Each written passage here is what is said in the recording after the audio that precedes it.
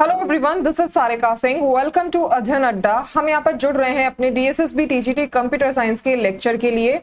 और यहाँ पर जो क्वेश्चंस हैं जो चल रहे हैं, आपकी प्रैक्टिस सेशन जो चल रहा है वो एकदम रैपिड फायर की तरह चल रहा है। यानी कि आप लोगों के जो बहुत सारे क्वेश्चंस यहाँ पर आप लोगों को प्रैक्टिस के तौर पे आप लोग को डेली यहाँ पर 9:30 से 10 के बीच में आपको मिल रहे हैं।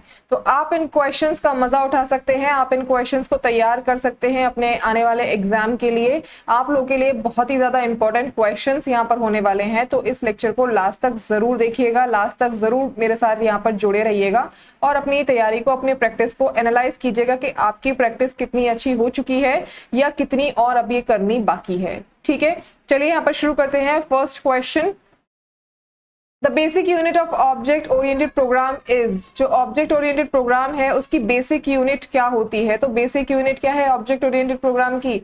ऑब्जेक्ट होती है। ठीक है, next question, classes in C plus plus are. जो क्लासेस सी प्लस प्लस में क्लासेस क्या है? Derived the data type, user defined data type, built in data type या ऑल ऑफ द अबव। तो ये क्या है? यूजर डिफाइंड डेटा टाइप्स होती है। या आप क्लासेस में ही क्या करते हैं, जो डेटा है उसको प्रोवाइड करते हैं। ठीक है, next, reusability of the code can be achieved in C plus plus through. जो रीयूजेबिलिटी, कोड का रीयूजेबिलिटी है वो किसके द्वारा अचीव किया जा सकता है सी प्लस प्लस में?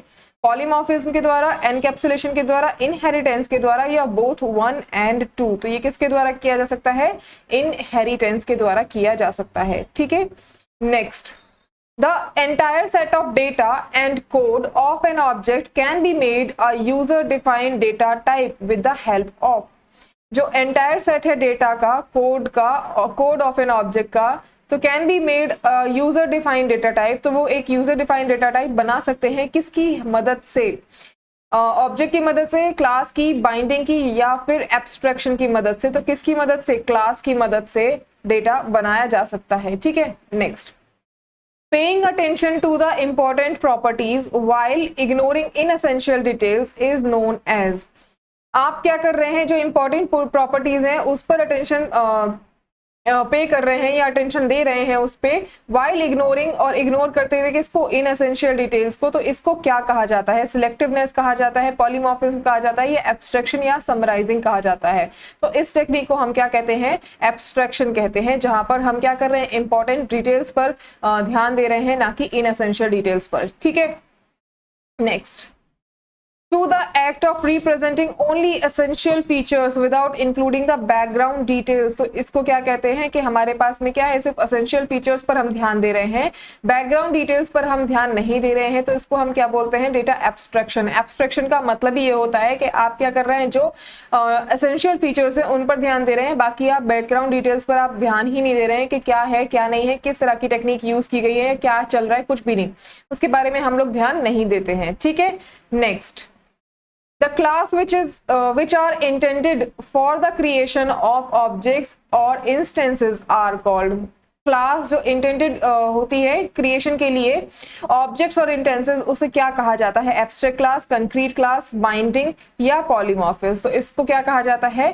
कंक्रीट क्लास कहा जाता है। Next question, in object oriented programming, by wrapping up characteristics and behavior into one unit we achieve। यानी कि जो ऑब्जेक्ट ओरिएंटेड प्रोग्रामिंग है यानी OOP में हम जब डेटा को क्या करते हैं, जब किसी डेटा को ये कैरेक्टरिस्टिक्स और बिहेवियर को क्या करते हैं? रैप कर देते हैं एक यूनिट में, तो उसको क्या कहते हैं? डेटा एब्स्ट्रैक्शन कहते हैं, डेटा एनकैप्सुलेशन कहते हैं, डेटा हाइडिंग कहते हैं, या फिर ऑल ऑफ द अबव कहते हैं। तो इस टेक्निक को क्या कहते हैं? डेटा एनकैप्सुलेशन कहते हैं। ठीक है, next, the major goal of object oriented programming is. जो मेजर गोल है ऑब्जेक्ट ओरिएंटेड प्रोग्रामिंग का वो क्या है? तो क्या है इसका? Top down program development, speed, user interface या रीयूज। तो इसका क्या है? रीयूज है, कि हम इसे बाद में भी दोबारा इसे प्रोग्रामिंग को यूज कर सकें। ठीक है, next, the mechanism by which the data and functions are bound together with an object definition। एक ऐसा मैकेनिज्म जिसमें डेटा और फंक्शंस को एक साथ बाउंड कर दिया जाता है विद एन ऑब्जेक्ट डेफिनेशन, एक ऑब्जेक्ट डेफिनेशन के साथ में, तो उसको हम क्या कहते हैं? इनहेरिटेंस कहते हैं, एनकैप्सुलेशन कहते हैं, एब्स्ट्रैक्शन कहते हैं या पॉलीमॉर्फिज्म। तो इसको हम क्या कहते हैं? एनकैप्सुलेशन कहते हैं। ठीक है, next question, Which of the following are member dereferencing operators in CPP? CPP में इनमें member referencing का ऑपरेटर का काम कौन करता है? आप लोग यहाँ पर बता सकते हैं। तो इसमें आप लोग देख रहे होंगे कि ये भी करता है और ये भी करता है। तो आपका ऑप्शन कौन सा हो गया? फर्स्ट और थर्ड, मतलब ए ऑप्शन आपका करेक्ट हो गया। Next, the return value of the following, इस कोड का जो रिटर्न वैल्यू है वो क्या आएगा? तो आप लोग इस कोडिंग को यहाँ पर देख सकते हैं और आप लोग बता सकते हैं कि इसका जो रिटर्न वैल्यू है वो क्या आएगा। यहाँ पर देख रहे हैं class 1 and test class 1 object, फिर उसके बाद ओपन पैरेंथेसिस है, उसके बाद आपका ये स्टार्ट हुआ है। नेक्स्ट यहाँ पर बात करते हैं इसके ऑप्शंस की। तो इसका रिटर्न वैल्यू की बात हो रही है, तो रिटर्न वैल्यू क्या आएगी इस प्रोग्राम की? यहाँ पर रिटर्न क्या दे रहा है? तो पीटीआर दे रहा है। तो किसके रेफरेंस में? Reference to PTR. ठीक है, next question. In an integer occupies 4 bytes and a character occupies 1 byte of memory. Each element of the following class would occupy how many bytes? यहाँ पर 4 बाइट्स क्या दे रहा है? इंटीजर तो ले रहा है 4 बाइट्स और कैरेक्टर ले रहा है 1 बाइट। तो इंटीजर यहाँ पर ये है और कैरेक्टर, ठीक है, आप लोग देख सकते हैं। उसके बाद में बोल रहा है कैरेक्टर ले रहा है कितना? 1 बाइट। तो कितनी बाइट का जो है क्लास, वो कितना बाइट ऑक्युपाई कर रहा है? एक क्लास कितना ऑक्युपाई कर रहा है? तो आप लोग यहाँ पर देख सकते हैं कितना करेगा ये करेगा 24। ठीक है, 20 यहाँ पर है, 4 आपका बाइट्स वो ले ही रहा है, तो 24 ये आपका हो गया। Next, Consider the following class definitions. What happens when we try to compile this class? अगर हम इसको कंपाइल करेंगे तो क्या आएगा? क्या जो रिजल्ट है वो क्या दिखाएगा, क्या शो करेगा? तो आप लोग यहाँ पर देख सकते हैं, will not compile because class body of A is not defined. Will not compile because class body B is not defined. या फिर will not compile because class A is not defined. या फिर विल कंपाइल सक्सेसफुली। तो क्या कर पाएंगे? क्या हम इसको कंपाइल कर पाएंगे या फिर हम इसको कंपाइल नहीं कर पाएंगे? तो आप जब इस तरह की कोडिंग लिखेंगे तो ये कंपाइल होगा, सक्सेसफुली कंपाइल होगा। ठीक है, next, what is the output of this program? इस प्रोग्राम का आउटपुट क्या होगा? तो आप लोग प्रोग्राम पढ़िए फटाफट से और इसका आउटपुट मुझे बताने की कोशिश कीजिए कि इसका आउटपुट क्या होगा।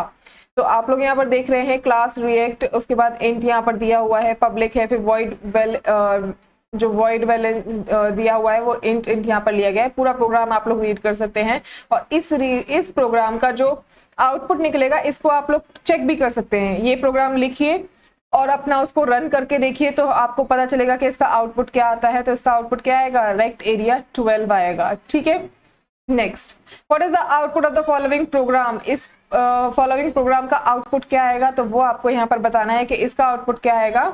आप लोग प्रोग्राम पढ़िए और उसका आउटपुट बताने की कोशिश कीजिए। ठीक है, क्या आएगा इसका आउटपुट? 213 आएगा। ठीक है, next, what is the output of following programme? इस फॉलोइंग प्रोग्राम का आउटपुट क्या आएगा? आप लोग चेक कर सकते हैं इसको। ठीक है, आप लोग अपना प्रोग्राम, ये प्रोग्राम को उठाइए और इसको रन करके देखिए तो आपको पता चलेगा कि इस प्रोग्राम में क्या होगा। यहाँ पर क्या होगा? Private int variable, public void input, cout variable void input output. तो आप लोग देख रहे हैं यहाँ पर इस प्रोग्राम में क्या आएगा? इस प्रोग्राम में एरर शो करेगा। ठीक है, नेक्स्ट, इस प्रोग्राम का आउटपुट बताइए, इस प्रोग्राम का आउटपुट क्या आएगा? तो आप लोग यहाँ पर चेक करिए, वॉइड यहाँ पर वॉइड मेन दिया है, फिर इंट ये स्मॉल में आएगा। ठीक है, एरे आपको दिया हुआ है, इसमें क्या होगा? ये कोई भी वैल्यू रिटर्न नहीं करेगा, तो इट विल रिटर्न सम, मतलब कोई भी रैंडम नंबर रिटर्न कर देगा। और ये इसमें से ऐसा फिक्स नहीं है कि 5 करेगा, 10 करेगा, 15 करेगा, कोई भी रिटर्न कर देगा। ठीक है, next, what is the output of the following programme? इस फॉलोइंग प्रोग्राम का क्या आउटपुट निकलेगा वो यहाँ पर चेक कीजिए और बताइए। तो इसका प्रोग्राम का आउटपुट क्या निकलेगा?